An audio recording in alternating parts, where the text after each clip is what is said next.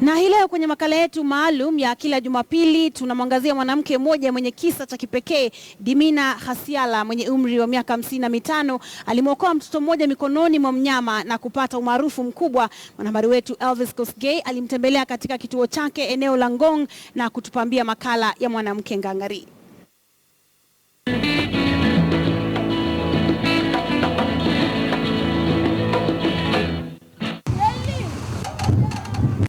Tunakaribishwa na mazingira haya tulivu Kibiko, eneo la Ngong.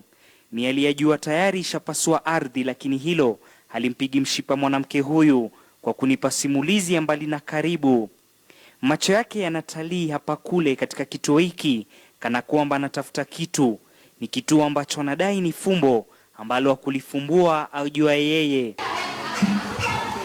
Na hili kututhibitishia fumbo lake, mwanamke huyu almaarufu Mama Tunza anaandamana na bwana mdogo huyu mwenye damu changa. Pengine utadhani ni mtoto wa kawaida, ila atakapozifungua kurasa za maisha yake huenda utabaki kinywa wazi. Meshak Chalo au kipenda Babu anadaiwa kulelewa na sokwe mtu almaarufu Babun takriban miaka 6 iliyopita. Mama Tunza anadai kwamba alizungumza na mnyama huyo kwa lugha yake ya mama ili kumrai sokwe mtu huyo ampe mtoto naye mpendizi kama hisani. Jaza ya hisani ikawa hisani, wala haikuwa nuksani. Hakutaka hata wenzake na wenzake hawakumpenda.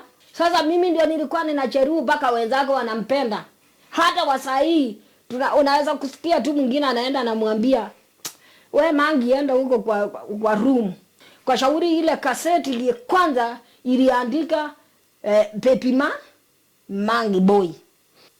Ulezi wa Meshak haukuwa jambo rahisi, kwani alimfanyia mengi yasiyoweza kuandikika kwa wino.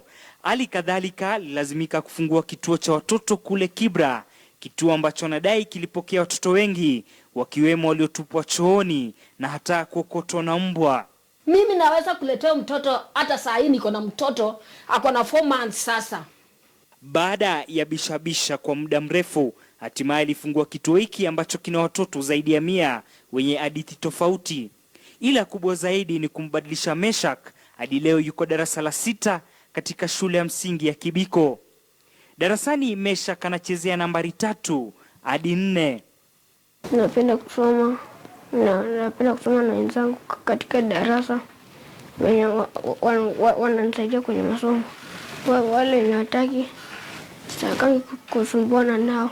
Licha ya Meshak kuitwa Monkey au Baboon na watoto wenzake, amejitolea kwa hali na mali kubadilisha mustakabali wake, huku kandanda ikiwa mchezo anaoupenda. Tulikuwa na mfanyakazi mmoja kutoka Ukambani akasema tumweke hiyo china Babu, tumweke Meshak Chalo na Babu. Shuleni wanajua ni vibaya kuambia mtu hivyo. Huku ni kidogo tu, sio kingi kunichokoza. Kutokana na juhudi zake, Mama Tunza anatuzwa chungu nzima ambayo ametunikiwa na mataifa mengi ya nje. Wanaotusaidia kwa chakula na kidogo school fees ni wasungu.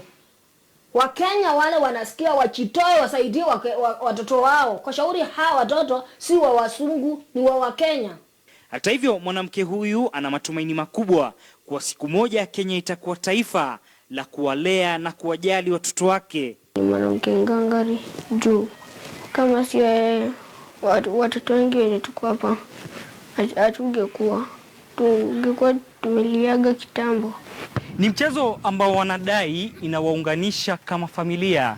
Licha changamoto tele, familia hii ina matumaini makubwa kwa itabadilisha mustakabali na siku zao za usoni.